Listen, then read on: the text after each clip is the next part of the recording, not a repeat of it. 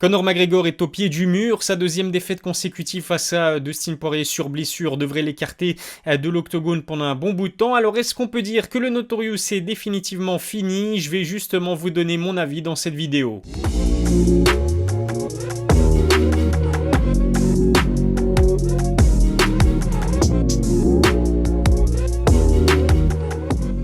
Salut à tous, c'est Ilyes, on se retrouve aujourd'hui pour une nouvelle vidéo. On va parler de la situation compliquée dans laquelle se trouve Conor McGregor actuellement. Le médecin a été contraint de mettre un terme à son combat après une grosse fracture au tibia dès la fin du premier round. Il s'agit donc de la deuxième victoire consécutive pour Dustin Poirier face à l'Irlandais. Pour moi, Dustin a prouvé qu'il était beaucoup trop fort pour l'ancien double champion. Juste avant de commencer, n'hésitez pas à vous abonner à ma chaîne YouTube si ça n'est pas encore fait. On est quasiment à 90 000 abonnés. Lâchez un petit pouce bleu, ça fait toujours plaisir, et puis n'hésitez pas non plus à me suivre sur mes réseaux sociaux, les liens sont dans la description, les liens pour télécharger mon application aussi, Wow Sport de Combat, se trouvent également dans la description. On a eu le temps de prendre du recul sur ce qu'il s'est passé à l'UFC 264 après un bon début de premier round. Conor s'est fait contrôler par Dustin, fatigué après ses tentatives de guillotine. L'Irlandais a été dominé au sol, l'un de ses kicks semble avoir été neutralisé par le coude ou l'avant-bras de Poirier. C'est ce qui pourrait lui avoir causé la fracture au tibia. Conor a d'ailleurs été contraint de subir une opération après sa grosse blessure survenue à la fin du premier round. Le Notorious en a parlé sur ses réseaux sociaux, je vous propose de l'écouter. It was a hell of a first round. It would have been nice to get into that second round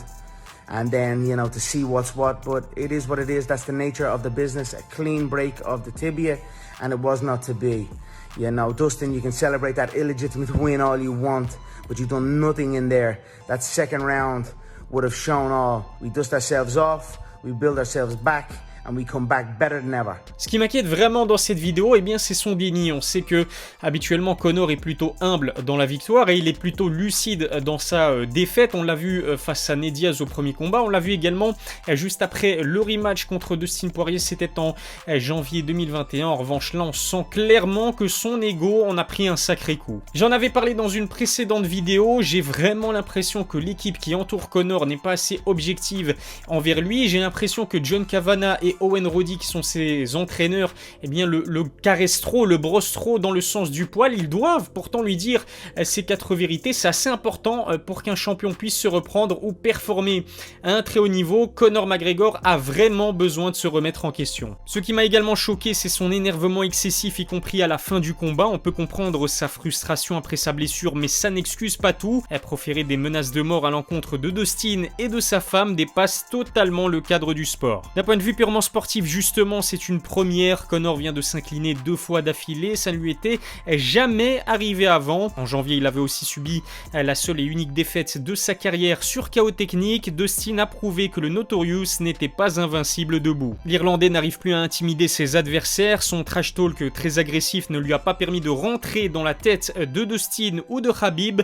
Conscients de leur supériorité, les meilleurs poids légers de la division n'ont absolument pas peur de McGregor. Depuis 2017, le bilan de Conor est assez maigre, seulement une victoire sur 4 combats, qui plus est face à un Cowboy Cerrone qui a depuis longtemps dépassé son prime. La bonne nouvelle, c'est que McGregor semble vouloir se montrer plus actif, et on sait qu'à cause de son inactivité, eh bien son niveau a stagné, voire même régressé. Qui plus est, il se trouve dans une catégorie des poids légers dont la qualité est tout simplement exceptionnelle. Ce qu'il faut dire aussi, et c'est important de le souligner, c'est que les dernières défaites de Conor McGregor sont intervenues face à des adversaires de très haut niveau. La première face à Khabib Nurmagomedov, qui est le meilleur lightweight de l'histoire, et puis les 2 dernières défaites face à Dustin Poirier, qui est pour moi le meilleur poids léger du circuit actuellement, même au-delà de Charles Oliveira, qui est pourtant le champion. C'est clair et net, Conor McGregor n'a pas à rougir de ses défaites face à 2 monstres sacrés du circuit et de l'UFC. Pendant son absence, ses adversaires ont considérablement progressé. Khabib est devenu le roi invétéré de la division avant de prendre sa retraite.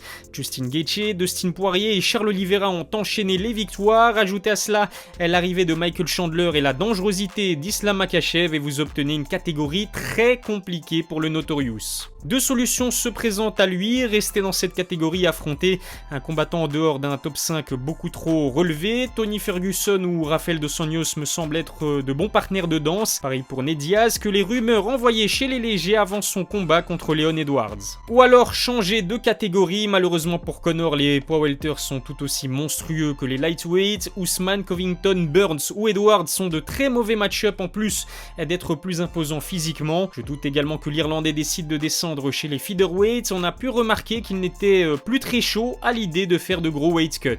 Pour moi, la meilleure solution pour Conor McGregor, eh bien, ce serait un combat face à Rafael Dos Anjos. On sait que les deux hommes ont une sacrée histoire entre eux. En 2016, ils devaient s'affronter avant que le Brésilien n'annule le combat en raison justement d'une blessure au pied. Ils se sont d'ailleurs croisés juste après la pesée avant l'UFC 264. Je pense que c'était vendredi dernier et les tensions étaient exacerbées. Pour toutes ces raisons, l'UFC n'aura absolument aucun mal à vendre cette affiche. Une trilogie contre Nate Diaz ou un duel face à la légende Tony Ferguson sont pour moi les deux options les plus séduisantes. Inutile de préciser que ces combats pourraient battre tous les records en termes de pay-per-view. S'il y a bien une chose qui n'a pas changé, eh bien c'est la faculté qu'a Conor à mobiliser les foules. Dana White a d'ailleurs indiqué que cette UFC 264 était l'événement le plus suivi de l'histoire de l'organisation, juste derrière l'UFC 229. Combattant de MMA le plus riche de l'histoire, premier à détenir simultanément 2 ceintures à l'UFC, Conor McGregor est une légende de son sport. À tout juste 33 ans, il semble encore avoir envie de se battre dans un octogone, mais s'il veut renouer avec la victoire, il devra effectuer de nombreux ajustements. En résumé, je ne pense pas que Conor McGregor soit fini. En revanche, on peut dire très clairement qu'à l'heure actuelle, il ne fait plus partie des meilleurs combattants à l'UFC. McGregor semble en tout cas avoir dépassé son prime, mais je refuse de l'enterrer. J'attends d'abord de le voir face à une adversité moins relevée. Merci à tous d'avoir regardé cette vidéo, n'hésitez pas à me donner votre avis en commentaire. Est-ce que vous pensez que Conor McGregor est fini? J'ai vraiment hâte de lire tous vos avis. N'oubliez pas de vous abonner à ma chaîne YouTube, à lâcher un petit pouce bleu si ça n'est pas encore fait. Suivez-moi sur mes réseaux sociaux, téléchargez l'application mobile WOW Sport de Combat, bref, tous les liens sont dans la description. Je vous remercie de m'avoir suivi et je vous dis à très bientôt pour une nouvelle vidéo. D'ici là, prenez soin de vous.